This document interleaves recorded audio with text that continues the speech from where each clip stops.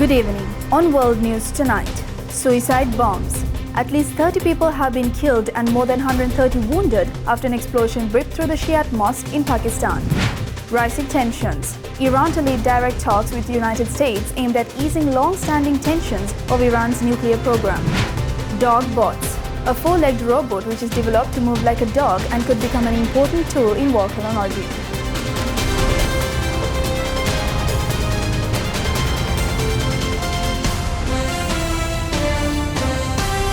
From Colombo, this is World News Tonight with Sitmi Adhikari. Good evening and thank you for joining World News Tonight on Adhikari News Channel. I'm Sitmi Adhikari and tonight we start with breaking news in Pakistan, where at least 30 people have been killed and more than 130 wounded after an explosion ripped through the Shiite mosque in Pakistan's capital Islamabad. According to sources, a suicide bomber was responsible for the blast. A suicide bomber killed at least 31 people and wounded almost 170 others during prayers in a Muslim mosque in Pakistan's capital, Islamabad. Images from the site also showed bloodied bodies lying on the carpeted mosque floor, surrounded by shards of glass, debris and panicked worshippers. Dozens more wounded were lying in the gardens of the Khadijatul Kubra Imam Bargah in a semi-urban area on the outskirts of Islamabad as people called for help. Bombings are rare in the heavily guarded capital, although Pakistan has been hit by a rising wave of militancy in the past few years. Two police officials said the attacker was stopped at the gate of the mosque before detonating the bomb. They asked not to be identified as they were not authorized to speak to the media. Shiites, who are in the minority in the predominantly Sunni Muslim nation of 241 million, have been targeted in sectarian violence in the past, including by the Sunni Islamist militant group Tehreek-e-Taliban Pakistan, which considers them heretics. A suicide bombing on the 11th of November killed 12 people in Islamabad and wounded 27 others in an attack Pakistan said was carried out by an Afghan national. No group claimed responsibility for that attack. At least 18 miners have died and one severely injured after an explosion occurred at an illegally operated coal mine in India's northeastern state of Meghalaya. Rescue workers entered an unauthorized coal mine to search for bodies after an explosion in India's northeastern state of Meghalaya that left at least 18 people killed, with more feared trapped, the latest in a series of similar incidents in the region in recent years. The blast took place at around 10 a.m. local time in a rat hole mine named because their tunnels are just big enough for workers to get through in the East Jaintia Hills district. Rat hole mines were once used extensively in India's northeastern states but were banned in 2014 because of the large number of fatalities and the damage caused to the environment. According to a federal government estimate, a total of 63 people have died during illegal rat hole mining in the northeastern states of Assam and Meghalaya since 2012. Iranian Foreign Minister Sayed Abbas Araghchi had arrived in the Omani capital Muscat to lead direct talks with the United States aimed at easing long-standing tensions of Iran's nuclear program. Iran and the United States started high-stakes negotiations via Omani mediation today to try to overcome sharp differences over Tehran's nuclear program, while a dispute over widening the agenda risked derailing diplomacy and triggering another Middle East conflict. An Iranian official said the talks had not officially started, although Iran's demands had been conveyed to the US via Oman. The official said indirect negotiations would possibly begin after a meeting between the top US negotiator and Oman's foreign minister. Previous Iran-US talks have adopted a shuttle diplomacy approach. While both sides have indicated readiness to revive diplomacy over Tehran's long-running nuclear row with the West, Washington wants to expand the talks to cover Iran's ballistic missiles, support for armed groups around the region, and treatment of their own people. Indonesia and Australia signed a security treaty that commits them to consult each other if either country is threatened, President Prabowo Subianto said after meeting with the Australian Prime Minister Anthony Albanese in Jakarta. Indonesia and Australia have signed a new security treaty committing both countries to consult one another if either faces a threat. The agreement was signed in Jakarta today following talks between Indonesian President Prabowo Subianto and Australian Prime Minister Anthony Albanese. While full details of the fact have not been yet made public, it was first announced in November during Prabowo's visit to Australia. President Prabowo said the treaty strengthens cooperation while maintaining Indonesia's long-standing non-aligned foreign policy which avoids formal military alliances. Australian Prime Minister Anthony Albanese described the deal as a milestone, saying it signals the strongest relationship the two nations have ever shared. The new agreement is modelled on a 1995 security pact between Indonesia and Australia, which was suspended in 1999 after Australia led a United Nations peacekeeping mission in East Timor during its independence crisis. Both leaders say the renewed partnership reflects growing regional security challenges and a shared commitment to stability in the Indo-Pacific. Foreign Minister Cho Hyung has dismissed talks of deliberate delays in legislation to facilitate South Korea's investments in key American industries, and discussions on tariff hikes on South Korean goods were also brought up. South Korea's Foreign Minister Cho Hyun has explained to his U.S. counterpart, Secretary of State Marco Rubio, that Seoul is not deliberately delaying legislation related to a special bill on U.S. investment. Cho told the press at South Korea's embassy in Washington, D.C. on Thursday local time that he had made the remarks during a meeting with Rubio earlier this week.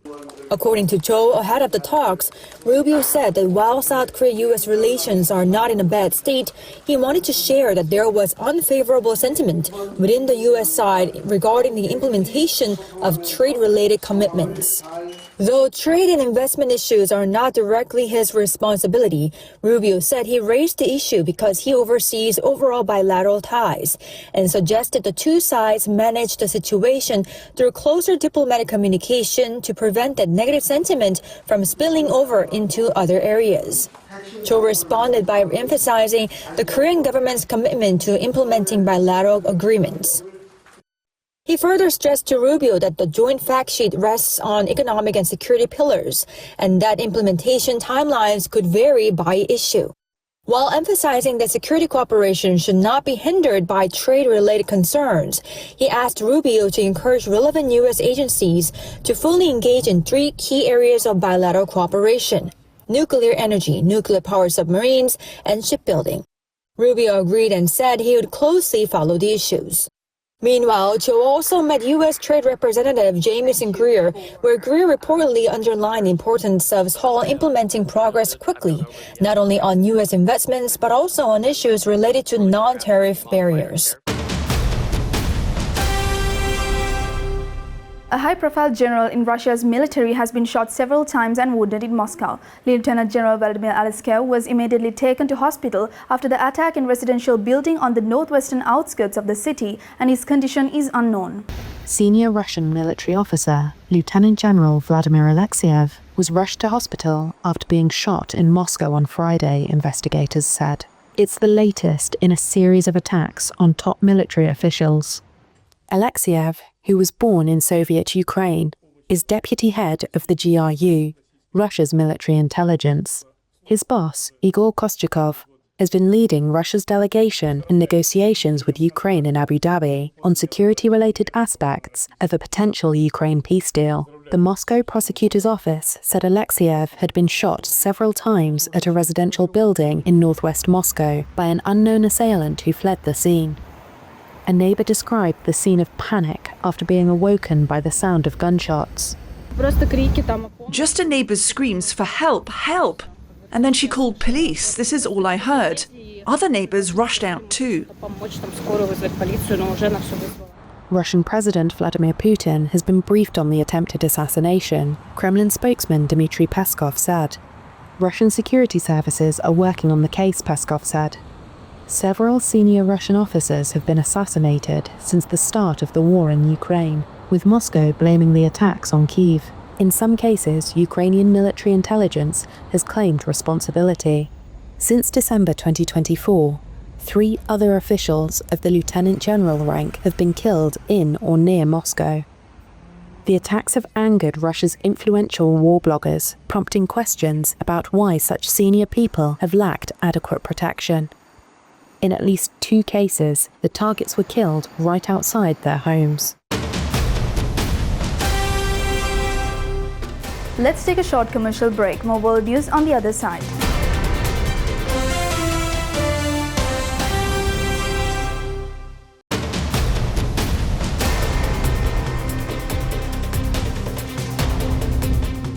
Welcome back. Ukraine and Russia have conducted their first prisoner exchange in months, each releasing 157 captured soldiers amid US-brokered talks in Abu Dhabi aimed at ending the war. It's the one concrete bit of progress from the US-backed Ukraine-Russia talks. 157 Ukrainian soldiers held by Moscow as prisoners of war have returned home.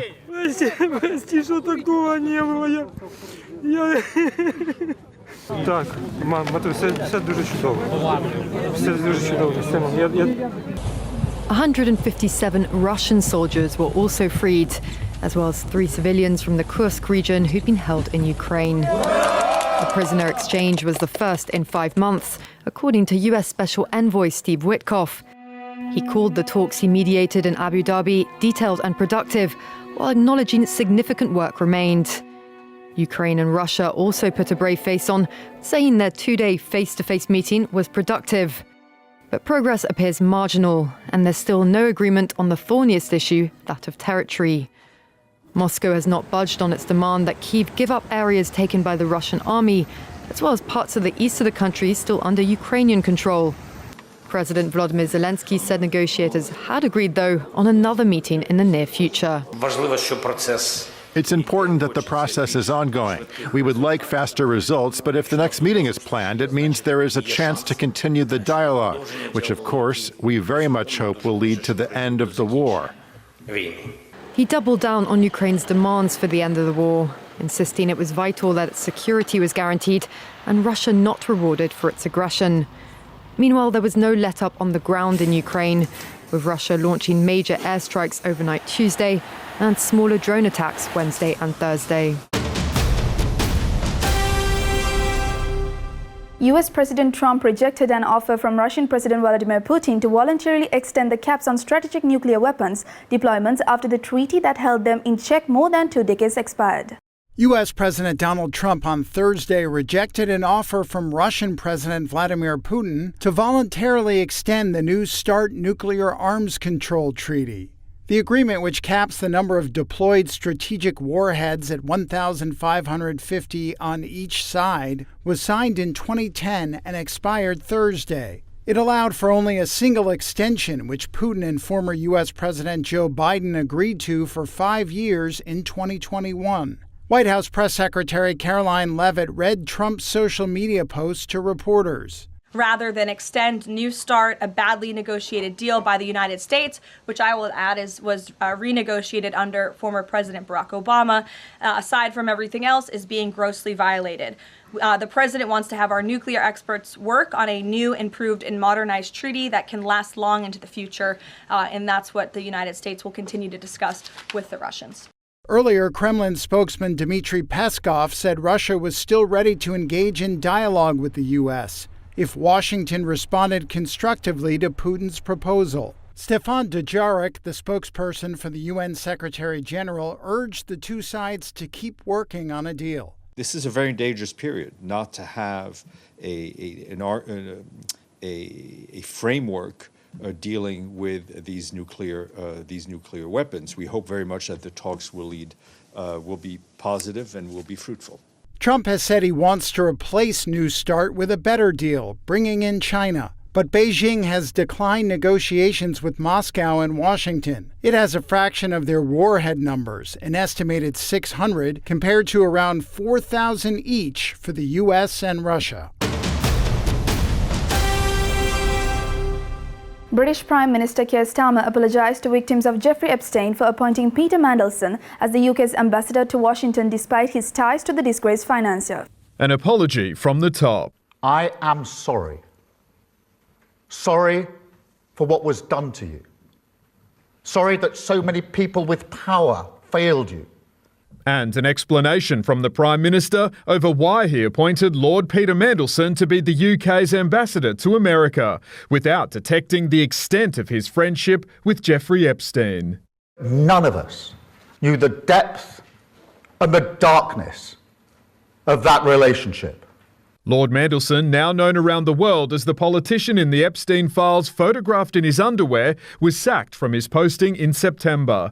The latest document dump revealing Epstein sent a Mandelson-linked account thousands of pounds and showing the pair talked about pressuring the British government over tax breaks for bankers when Mandelson was a government secretary.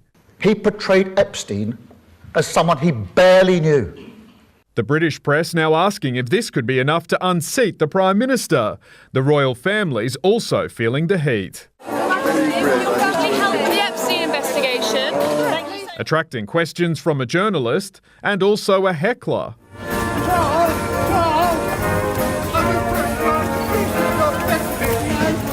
Andrew Mountbatten Windsor now settling into the King's private property at Sandringham, only days after the latest tranche of Epstein files were released, containing some of the most damning photos and emails. Residents of Wara in Kwara State began burying their dead after gunmen stormed the village into western Nigeria, killing at least 170 people and abducting dozens of women and children in one of their region's deadliest attacks in the recent months. People in Nigeria's Kwara State began burying their dead on Thursday. In the following graphic images captured by Reuters, men are seen loading bodies onto trucks and burying them in mass graves. At least 170 were killed after a gunman stormed the village of Woro in the west of the country on Tuesday. Dozens of women and children were also abducted in one of the region's deadliest attacks in recent months. Usman, a resident, said the community could not be sure how many had died. Honestly, we are in a difficult situation. Sincerely speaking, for now, we cannot account for the number of deaths. The situation now is better for those who have died than for those children and women who have been abducted. Residents told the attackers were jihadists who had long preached in the village. They were urging locals to abandon the Nigerian state and adopt Sharia rule. When villagers refused, the militants opened fire. Nigerian President Bola Tinubu has since deployed an army battalion to the central Kwara state. The country has come under scrutiny after U.S. President Donald Trump accused it last year of failing to protect Christians amid Islamist attacks and mass kidnappings. U.S. forces struck what they described as terrorist targets on December 25. Nigeria says it is working with Washington to improve security and denies any systematic persecution of Christians. Time for a short break now. We'll be right back with more world news.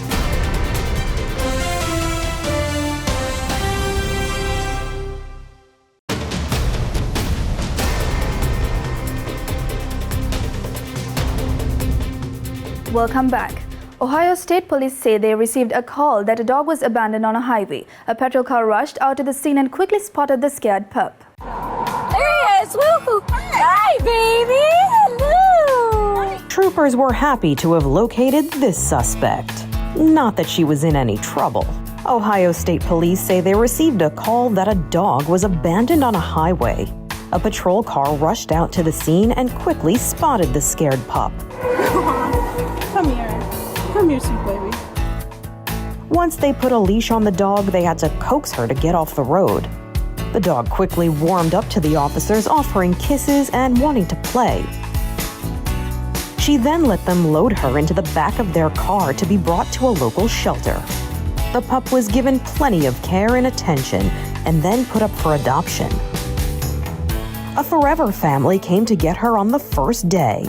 Her new name is Freckles, and she makes a happy addition to this home. The dog-like machine uses its forelegs to walk through uneven terrain, giving a leg up on wheeled vehicles. An ML is being developed, and this could become a most important tool in the volcanology. Tired of burning your feet and breathing toxic gases while you're studying volcanoes? Now there's a robot that can do all that for you. It's called Anymal, A-N-Y-M-A-L. The dog-like machine uses its forelegs to walk through uneven terrain, giving it a leg up on wheeled vehicles.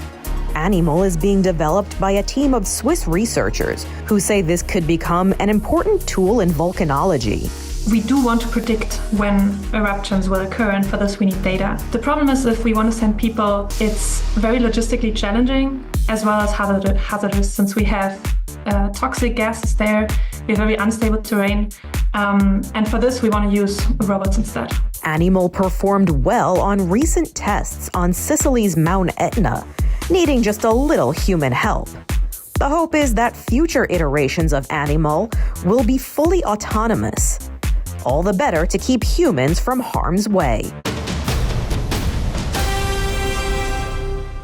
And with that, we come to the end of today's edition of World News Tonight. With the hopes to see you again, I'm Sidmi Adhikari, and we leave you tonight with the visuals from Latin America's biggest art fair spanning genres in Mexico. Do share your feedback with us via email at feedback.admcenglish@deran.lk or via WhatsApp at 076-805-7933. Thank you for watching World News Tonight on Adadera News Channel. Have a good night.